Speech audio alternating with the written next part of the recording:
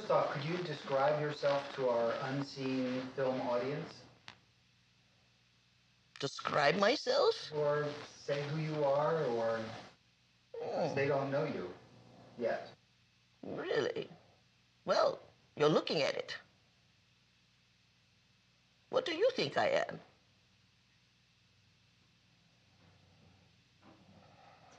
You, I could come up with a lot of words, but to me, you're a mystery. Enigma. Enigma. I don't know. I cannot follow your mind where it goes, so... Can you follow yours? Sometimes. Do you think you are a mystery, an enigma to yourself? At times I am, yes. Everyone who is going to watch me is going to understand that they too are an enigma. So how should we all answer such a profound, enigmatic question?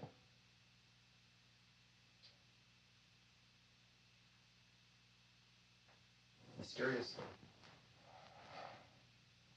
What is mysterious to you? Mysterious. I guess it comes from the word mist. And where does that come from? The mist comes from not being able to see reality clearly because there's something in between you and that. I thought it was vapor. It is in a physical sense.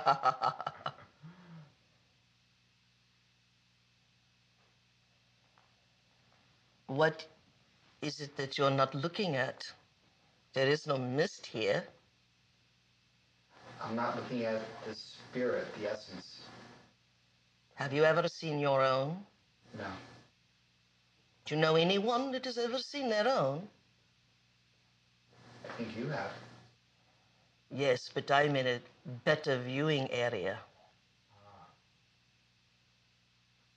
And how do we get to that better viewing area? First, define what the word spirit means. Everyone uses it like loose change falling off of their tongue. But what does it buy? Spirit. In my mind, I think of it as the non-physical, the things that we cannot perceive with our senses. Do you think in terms of non-physical? Times, yes. How about all times? If I were to remove you out of your body, but you didn't know it, and you continued to think as the entity you are, would anyone be able to see you other than me?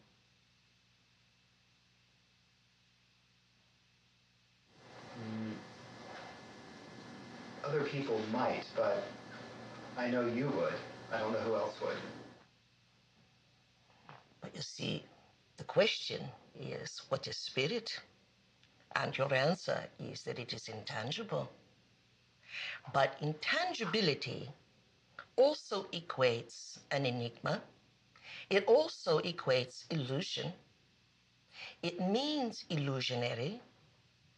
And what everyone here thinks is real is how a beautiful thought in your mind suddenly manifests itself along the meadows of your face as a delight.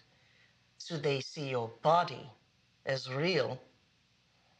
And they never think about the thought and how isolated it is without a body to express it.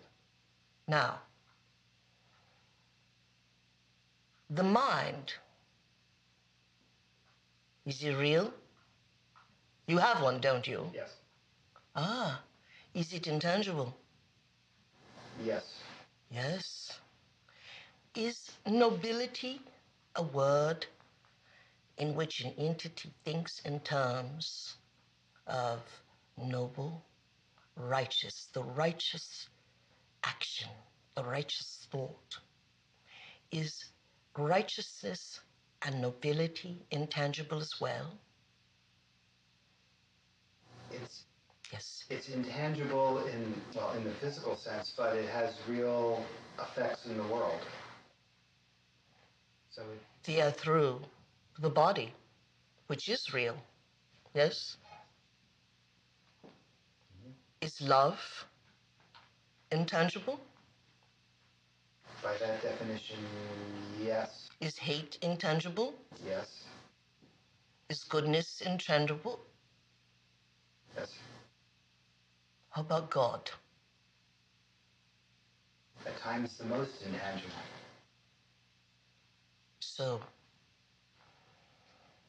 the qualities that define an entity, such as yourself,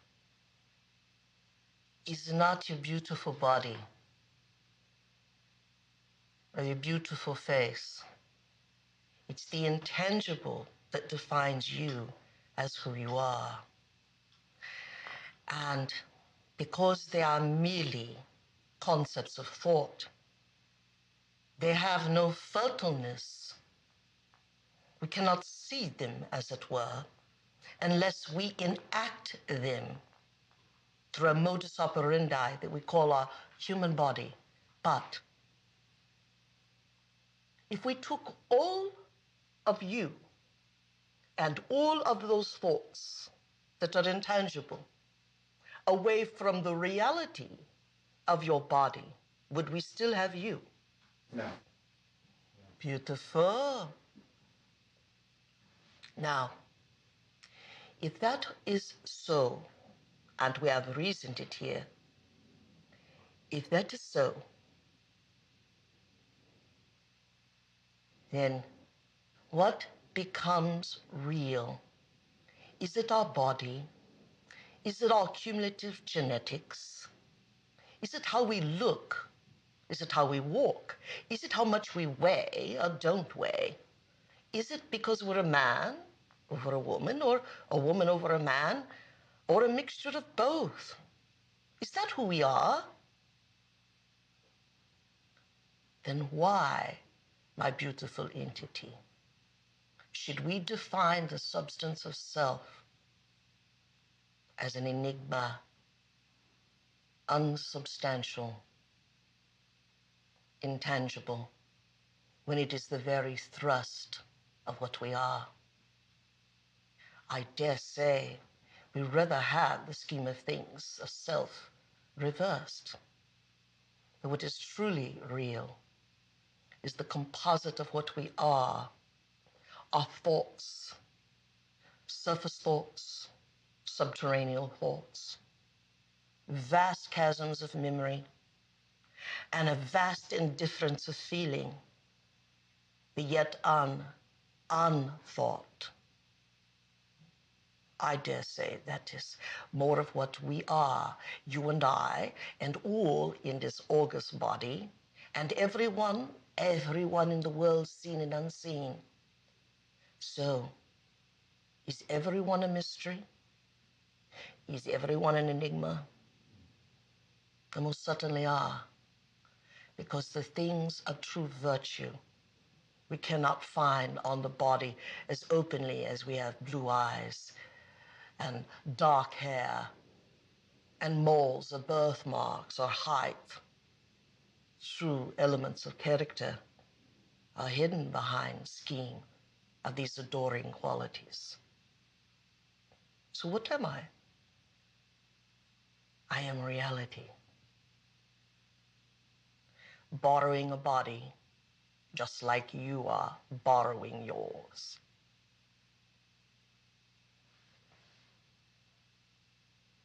Did you understand?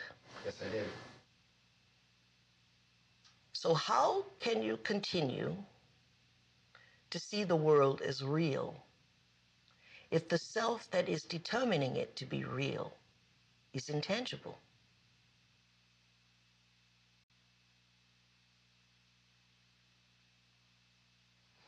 So do people who live by their emotions ever really think, or are they simply reactive creators?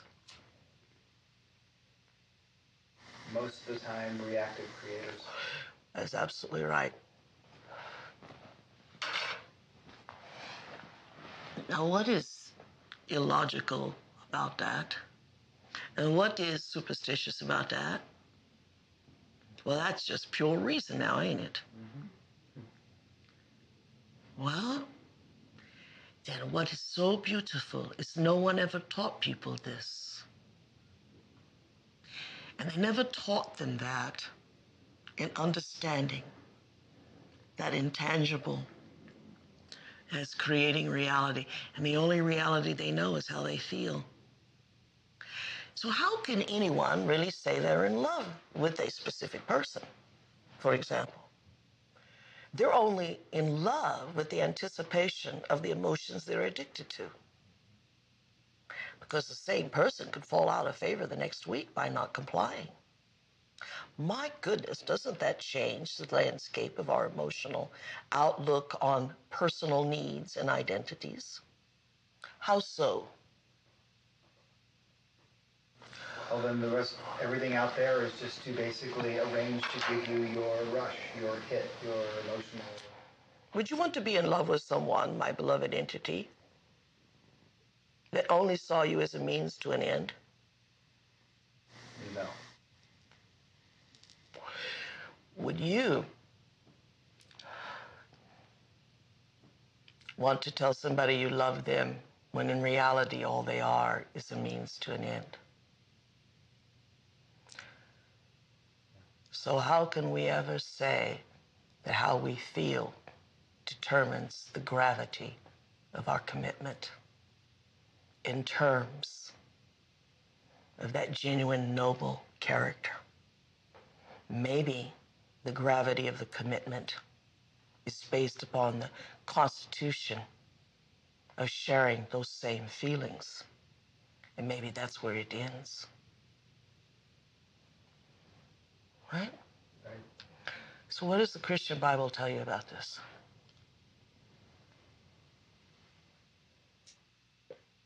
The Christian Bible has a list of shoulds and shouldn'ts.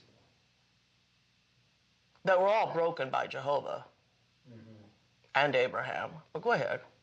And they give you your list of shoulds and shouldn'ts, and that's the good book. That's the law. So what are they talking about? Are they talking about emotions?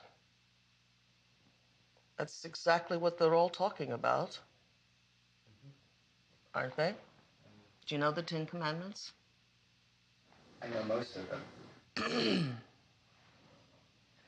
Thou shalt not kill. Thou shalt not. I don't know if we're gonna get Who's thou? thou. Well, that was the way they wrote it in the good book, Well, which good book? the Old Testament. Really?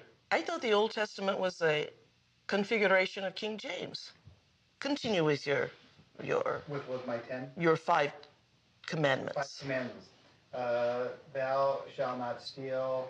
Thou shalt not covet thy neighbor's wife, or have adultery with the neighbor's wife. Thou shalt not covet thy neighbor's property. Thou shalt not bear false witness against thy neighbor. Thou shalt love thy God with all thy heart, all thy mind, and all thy spirit. Now, which of these are emotional and which are not?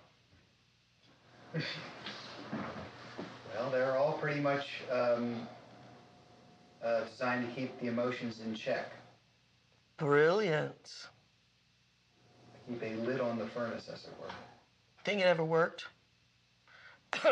Thank God we have reincarnation to back us up. Think it ever worked? You think it works today? Makes people miserable. And you know why?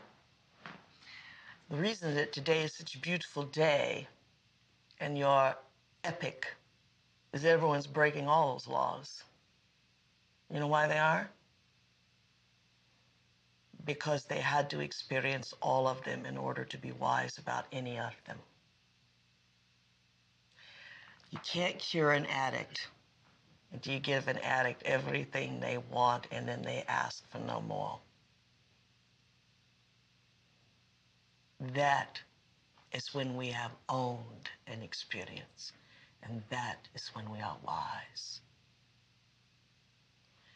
Couple that with indeed new revenues to the mind, and revenues to the mind is knowledge. And from knowledge It's like building blocks. We build new holograms and we create a new storm. And in that new storm, we create realities in which unknown feelings, indeed unknown emotions, shall exist. How in the Ten Commandments could we have possibly created a mind that could transcend space and time? No, we're too busy keeping our emotions in check to ever dream of infinite possibilities. And maybe that is the ultimate conspiracy.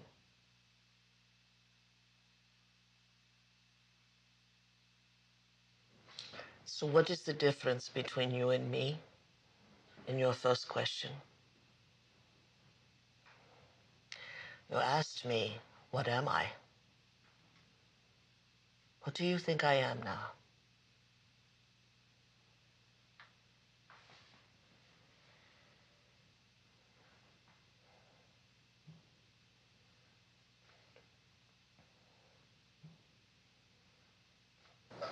Unlimited. Did I have any judgment on any one thing that we discussed? Do you think that I have any one judgment on anyone who has so gathered here? To know their life. Now, what is the difference between you and I?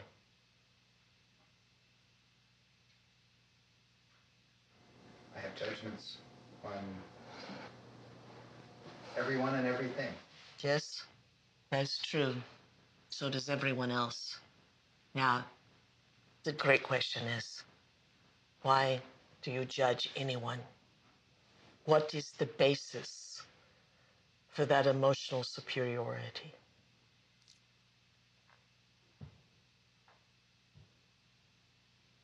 Desire to feel superior. You got it. Better than. The only way mediocrity can feel close to originality is to suppress other mediocrity. It's never a climb out of mediocrity. It's simply a con game of abuse.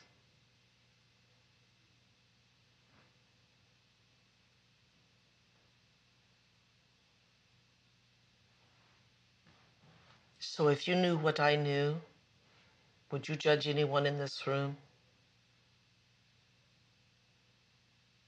Are you sure?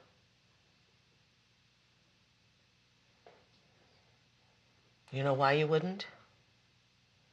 Because you would know what they are yet to know. You would already be at a place that in superficiality, that you judge people so as to feel superior. You would already be superior. And being superior has no definition of human terms. In fact, the more you know, the greater the love one has, because the greater one understands everyone. And if I, in my most humble abode, in my most humble, bleach blonde from Tacoma, Washington, broad, can know this about people, then why would you ever judge my appearance versus my great mind? For in my great mind, I love everyone. And think all people, you may be the head of this film, but all these people working for you are just as divine as you are in my mind. And because of that rank and file now having equality, they are now divine in my mind. And that's because I know things you do not know. Those things I know, pure reason, pure observation, and a desire to know greater than my ignorant addictions of predictability. The only way that I will ever be great to myself is not what I do to my body, but what I do to my mind. We should love science, closer to the true meaning of God than any religion it ever was.